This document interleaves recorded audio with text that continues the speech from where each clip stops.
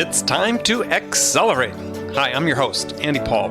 Join me as I host conversations with the leading experts in sales, marketing, sales automation, sales process, leadership, management, training, coaching, any resource that I believe to help you accelerate the growth of your sales, your business, and most importantly, you. Hey friends, this is Andy. Do you know Engagio? They're leading the revolution in account-based sales and account-based marketing. Engagio enables companies like yours to orchestrate human connections at scale and build hyper-growth sales engines. Let's meet Joe Chernoff. I'm Joe Chernoff, the VP of Marketing for Insight Squared. Our very first purchase when we shifted models was Engagio. Engagio very quickly became the centerpiece of our account-based marketing strategy, both the technology as well as the content they provide. Engagio's platform lets you engage the right account at the right time so you can close more deals faster. So if you're interested in joining leaders like Insight Squared in the account-based everything revolution, then be sure to visit engagio.com/accelerate and download your copy of their new book, The Clear and Complete Guide to Account-Based Sales Development. And then come back and listen to the rest of this exciting episode of Accelerate. Hello and welcome to Accelerate. I am excited to talk with my guest today. Joining me is George Brontén, founder and CEO of Membrane, a sales effectiveness platform based out of Sweden. George, how are you today? I'm fine, thank you. That's Thanks good. for having me on the show. Well, my pleasure. So take a minute, introduce yourself, maybe tell us how you got your start in sales. Yeah, in sales. Okay, starting back in the days. Back in the days. Well, hey, Sure. I've met you. Back in the days was not that long ago. Okay, thank you. Yeah, so George Brontén is my name. Like you said, I'm currently running a startup called Membrane.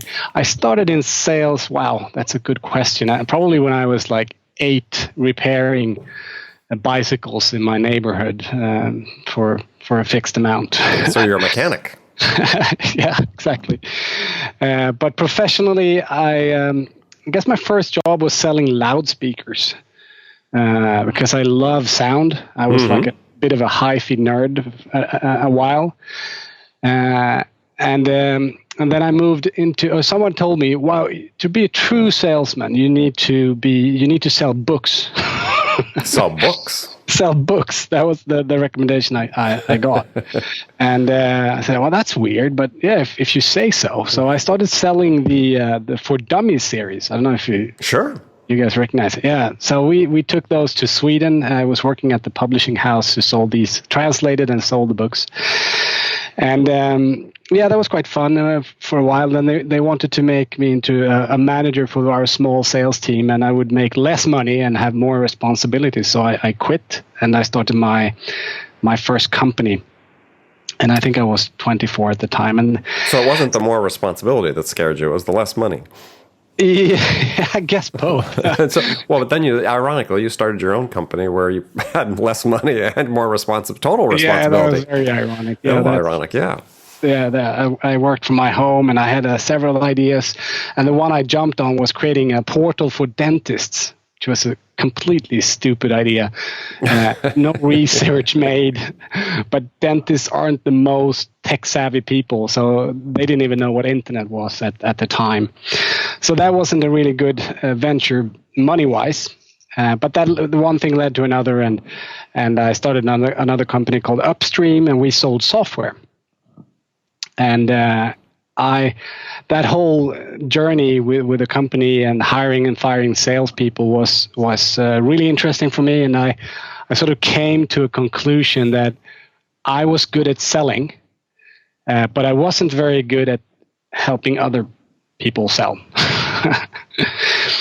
So I was making a lot of mistakes. I was specifically, I think I was assuming that people knew how to sell. I was buying into that whole concept of you're born a salesman, and it's something you have in your genes. And if you've sold something for someone else, I gathered you could be selling for me and my products. But I learned the hard way that wasn't true. So I I really sat down and reflected on this and said, these people that you've hired and fired can't be the problem. Really, you must be the problem here. A good self-realization early on. Yeah. I mean, especially at that young of age. Yeah, so that wasn't too long ago, though. Oh, so you're still young. Took me a while to realize that, but that was, I guess it was back in 2008 or something that I came to that realization, and then I started Membrane, and we went live 2012 with the idea of how can we clone someone, how someone is selling, and put that into a system to structure the way we sell. So that was sort of the birth of Membrane, which is the company that I'm now running. So you've written not that long ago that you believe there's a global crisis in sales effectiveness. So what's the crisis? Yeah, I was a part of it. I think at the center, I guess, is that the world is changing, and we're all reading about this everywhere, especially in our profession, that buyers are changing. The internet has moved everything around. The buyers can self-educate. Sellers are not involved in the buying process until X% has already been completed and all that. And then, of course, you have the globalization going on. So all of a sudden, you're not just competing with the companies in your city or in your country even, but they're from everywhere now. So I think this whole situation is one aspect, globalization and information availability. But also, I mean, when I look at the mistakes I did, those were very, very fundamental mistakes and had really nothing to do about the outer world or the extrinsic parts. It was more really bad knowledge about the fundamentals of selling and the fundamentals of sales management. And when I wrote this article, I was looking and referring to the CSO Insights reports that they publish once a year. Okay. And the level of people that are reaching their targets has gone down year by year. So one would think with all the new technology and with all the new books that are coming out on selling and all the experts out there, we should all become more and more effective in how we sell, right? But that's not happening But isn't one of the issues sort of controlling the variables so you can make sense out of that measurement? Because, I mean, I've read the same reports, and I mean, there's so many factors that go into that number about the percent that make quota. I just wonder how much we can really learn from that number in that report. I mean, in aggregate, I agree. It's a little bit alarming because the number is not very high to begin with, right? I mean, we're talking about less than 50% of sales reps apparently make quota, but we also don't know, how quota is established. Are the quotas reasonable to begin with? Are the expectations reasonable? Is it because as you have probably seen as well, and I certainly have seen over the years in sales companies I've worked with and companies that or worked for and companies I work with as a consultant, that quota setting is difficult and oftentimes driven by kind of irrational expectations. Yeah, no, I would agree, and I think that's a part of the problem as well. How do we set quota? And a lot of times quota is just simply set based on past performance plus X% growth. Plus X%, right. So, I definitely agree. And yes, we should also be looking at these percentages that come out of the research with some skepticism, of course. But still, I think it is alarming that we're not, if they're asking the same group of people every year, which I assume they are, there should be movement in the right direction, not in the wrong direction. So I do think it's alarming, and we need to look at why is this happening. So why aren't we being more effective in the way we're doing things? And I see a lot of tendency in selling as a professional that we try to make shortcuts. So technology, which I'm in, is one of the troublemakers. Yeah, one of the bad guys, right? Yeah, because it's often sold as some kind of shortcut. So if you just buy our technology, wow, you will just increase your win rates and you will boost your quota, you reach the quota every time, etc. So, but what I'm seeing is that people are making the same stupid mistakes that I did before I sat down and realized, wow, I need to really start thinking about this. Maybe I'm not doing it right. Well, such a key word you used, thinking, right? Because I think one of the problems that we see with technology and the increasing reliance on technology in sales is this tendency to substitute the judgment of the technology for our own. Yeah. I mean, after all, we're still a person selling to a person. And while automation is incredibly valuable to a point, there is a point at which it comes down to a person dealing with a person. I mean, in business to business, we're talking about business to business, not e-commerce. So, it seems like we always sort of reach this, and to me, this is ever present in sales. It has nothing to do with the current generation or how change in the buyers. Is how do you get salespeople to act less robotically, to use one phrase, or less less scripted, and blend the technology with blend the science and the art of selling together to help the customer move through the buying process more quickly and make the right decision at the end of the day. Exactly, and that's a key point you're bringing up there, the buying decision, because it's really about someone making a buying decision. And if you're in a more complex sales environment, as you refer to B2B, not transactional selling, and it will involve a lot of people. So it's not just, so we're also, if we're looking at these numbers that are published out there, we're also seeing a trend that more and more people are involved in the decisions. And I think that has a pretty natural explanation, because everything has become more sophisticated. So the finance department, they're more sophisticated. The production unit is more sophisticated, both technology-wise and process-wise. And this is creating, especially for technology that I'm in, some fear and some additional risk when you're introducing something new to a system. Mm-hmm. So if you're buying technology and let's take ERP systems, for instance, as an example, they might mess up the several business processes within a company. So there will be a lot of people interested in this decision being the right decision. So as a seller, not only do you need to engage with one person, and this is nothing new really, but it's just become more obvious, I think, that you really need to hold the buyer's hand, really educate them on how you can help, how you differentiate yourself. Wow, that's a difficult English word. And what's the word in Swedish? Differentiera. So that's pretty similar, right?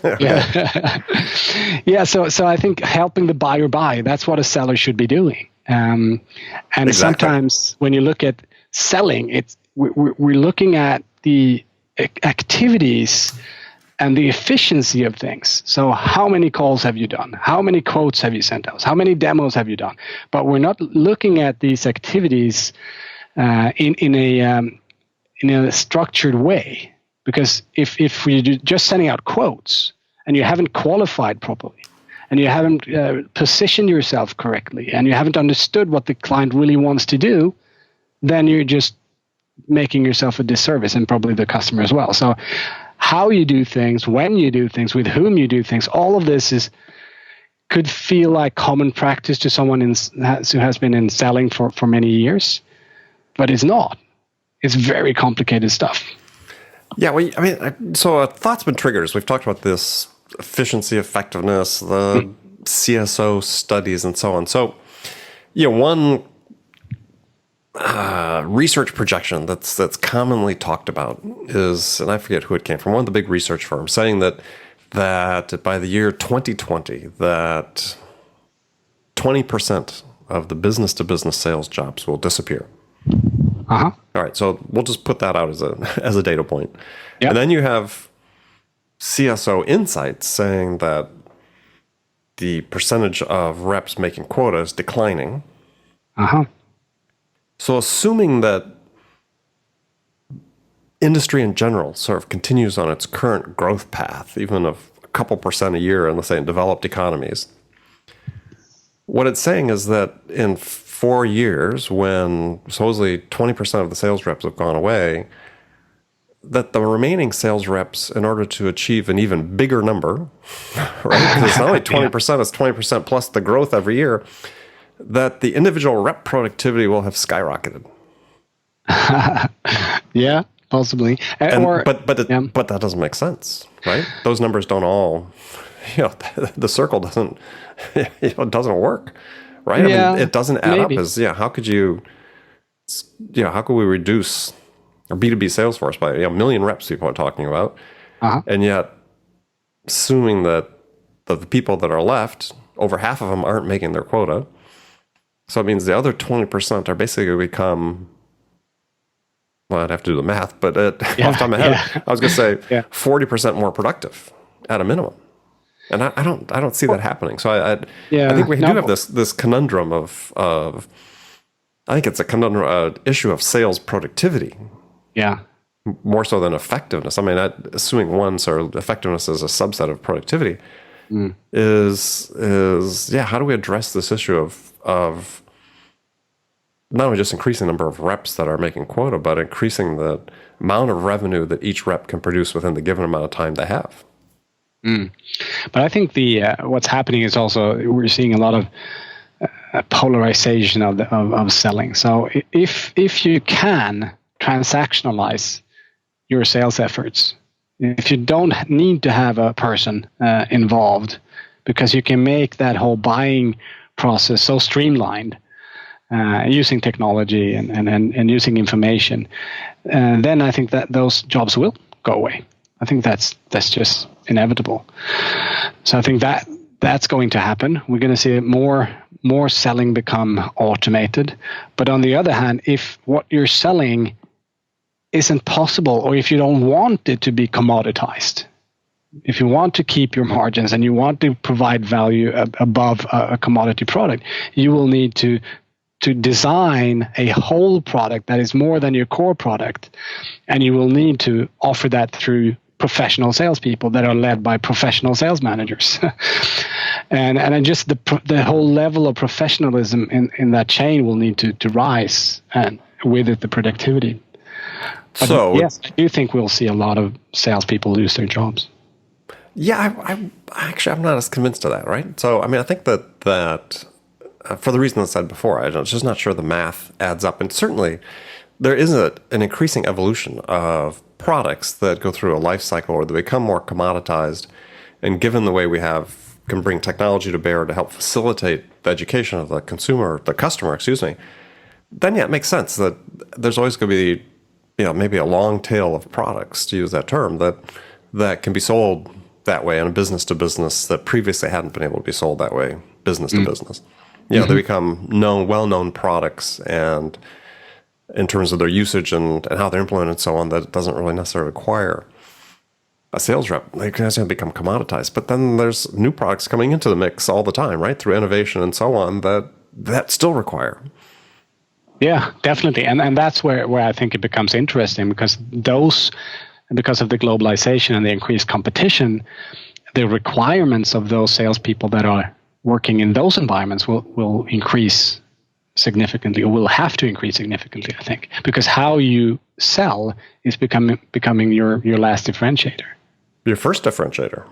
Yeah, exactly. Your first even. Yeah. Yeah, I mean, that's what I believe. That's what I write about in my books. It's the first differentiator. Yeah. So, yeah, I mean, it does call into question, how our current sales models evolve. Even our newer sales models, like the SaaS sales model and so on. I mean, there's going to be some change. I'm not sure what that is, right? I mean, naturally, because we couldn't have projected 10 years ago we'd be at this spot where we are today. But I'm fascinated by what that might be. But in my world, I think what I'm seeing out there is that there's so much to be done on the fundamentals of selling. So if we go back to my example, when I was selling an IT automation product to IT service companies, that product could help a company go from no profits to delivering 30% profits, which is an amazing accomplishment, of course, if you could use automation in that sense. But what I did when I hired these salespeople and I did all these mistakes, I didn't train them, I didn't provide them with a process, I didn't really make them understand how this buying decision will be made, which the stakeholders will be, which are key to convince about what and how. So they were just stepping on a landmine. So they were going to the owner, say, hey, do you want to go from 0% to 30% margins or profits? Like, yes, please. And then they would send a quote. And of course, their tech people, when the CEO went to ask them, hey, I'm considering this IT automation platform. What do you think? I mean, they'd go nuts. They would be very fearful of it because they thought they were going to lose their jobs. Mm-hmm. So because of that simple mistake by the salesperson not to engage with the tech people and tell them how much easier their lives would become by using this technology, they became a problem, so to speak, in the sales process. So, and I see that happening all the time with selling today. That sales, especially maybe in SaaS and these younger companies. They do demo and they quote. They do a demo and they quote, and they don't qualify correctly. They don't engage the right people. They don't understand the buyer fully. So there's so many mistakes being made and the fundamentals being missed that I don't think we really need something new. We just need to be more disciplined in doing the basic stuff, and I'm convinced that will increase by double digits the revenues for most companies. Okay, so let's dig down in that then. So what are the basics? What are the fundamentals that form the base? Yeah, so stakeholders is probably the key one, and especially now with inbound marketing and marketing automation, and what we see that you have a lot of buyers educating themselves, but who are these buyers? So what we're seeing is that they're usually someone who was tasked with finding someone out for someone else. So the CEO said, hey, we need to really ramp up our marketing. Go find us a system of this sort. Mm-hmm. And that person goes out and does all the research, and he gets captured in all these systems, and he gets these salespeople calling him or her. And they're calling this person, and they're speaking to this person for a whole sales cycle, and they're doing demos, and they're sending quotes, etc., without even engaging the people that would really make the decision. So really understanding how a buying process for each client would look like, which people are involved, what will need to happen for them to make a decision, and when should we do A, when should we do B, should we do C if we haven't done B and A, etc. So just having a staged and milestone-based sales process is a key thing from my perspective. And in then, terms, of course, in terms of, because really the fundamental, as I see it, is really not identifying its stakeholders. It's the fundamental behavior is, or habit is, having the curiosity to know that you need to go find out who they are and talk to them. Yeah, but if that's not in your, if we're assuming that you should know that, which I did in my previous company, I was assuming they would know that's common sense, right? That should any salesperson who has selling as their profession should have that curiosity and should know that they should be doing that, but they don't always. So right. I think that's why we need some kind of structure, and that's where I see the sales process being important. But of course, fundamentals is a big word. So yes, of course, it's even more fundamental to have the right attitude, of course, and the curiosity to actually do those things. Well, I think that's, I mean, to me, it's not a trivial point, because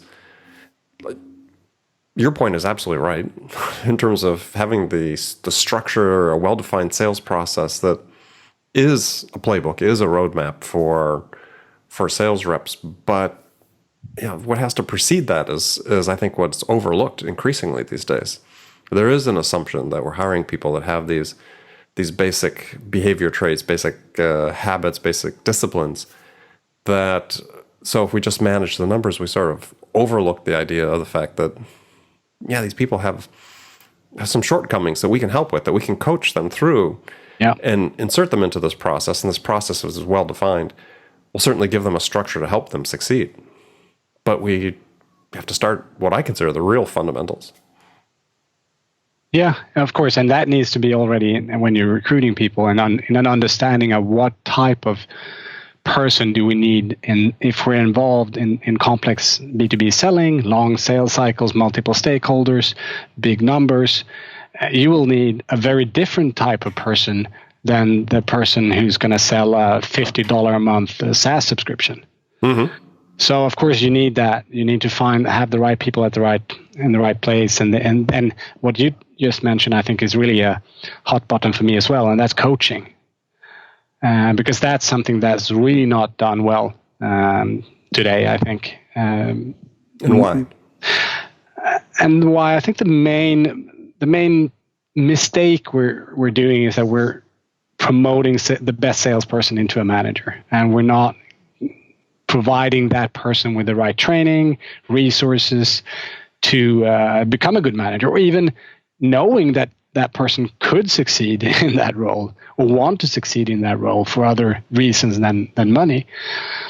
So I think that's the number one mistake. And then even what we've seen is that you can train them in coaching, but if they don't have the right mentality, if they don't want to sell through people, they want to sell themselves, they're never going to become good managers or good coaches.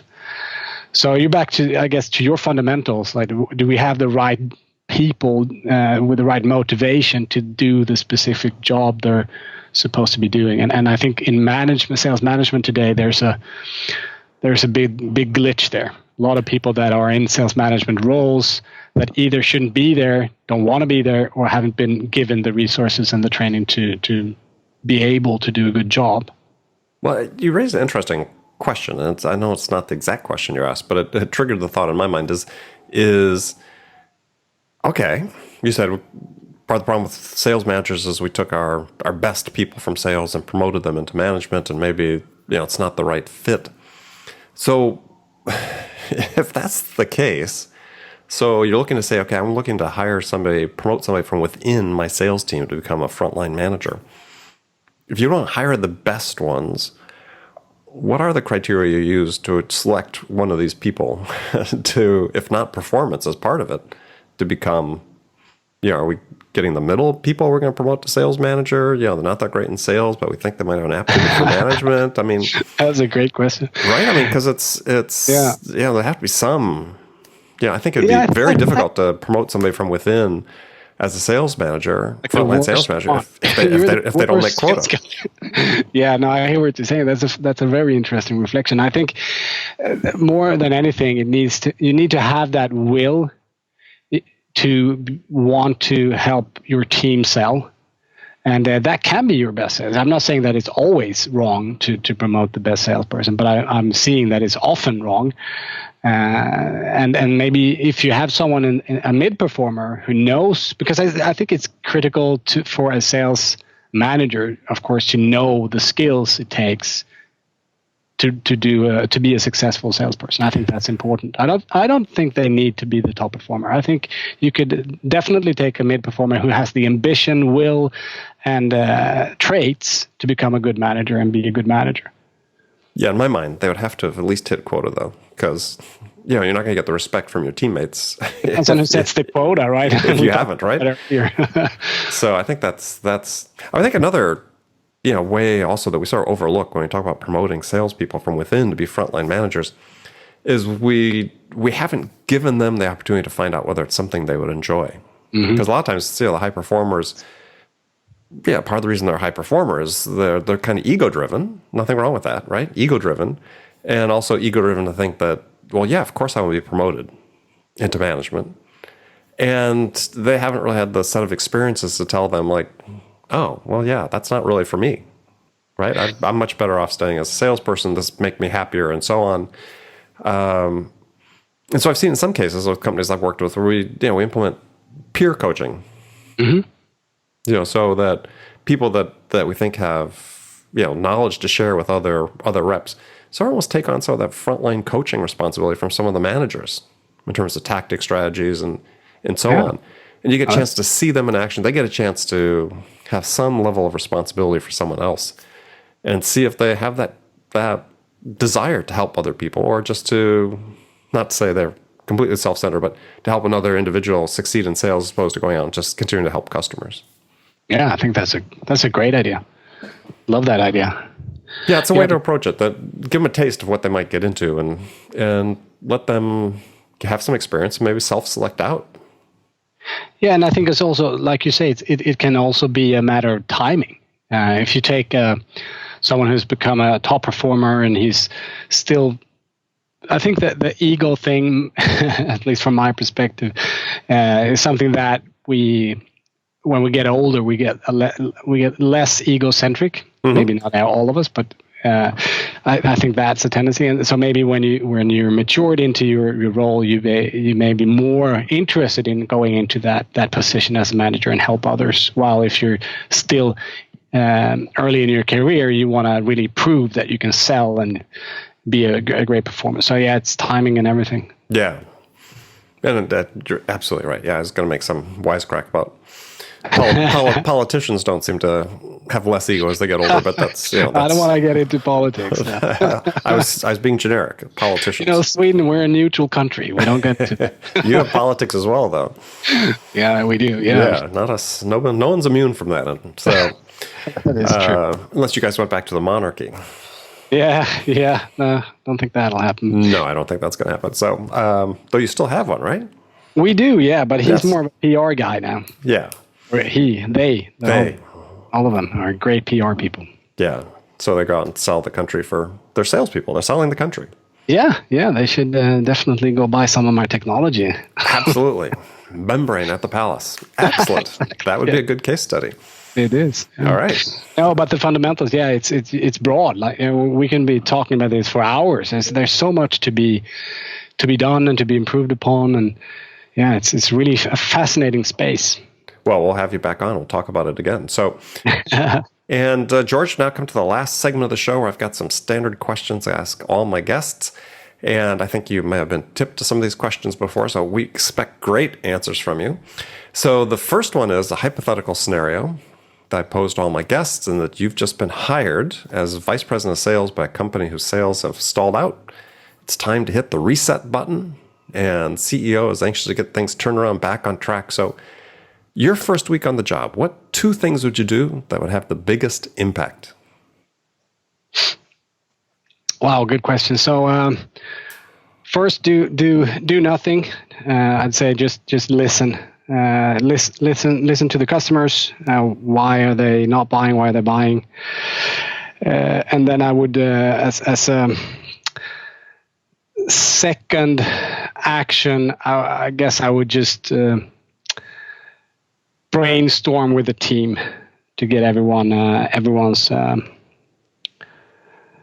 opinions and ideas on the table, to have what I need to make a decision.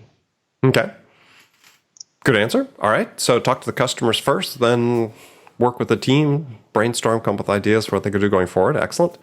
All right. So I got some rapid fire questions for you. You can give me one word answers if you wish, or elaborate. So the first one is, when you, George, are out selling Membrane, what's your most powerful sales attribute? My smile. that works. That works. Who's your sales role model?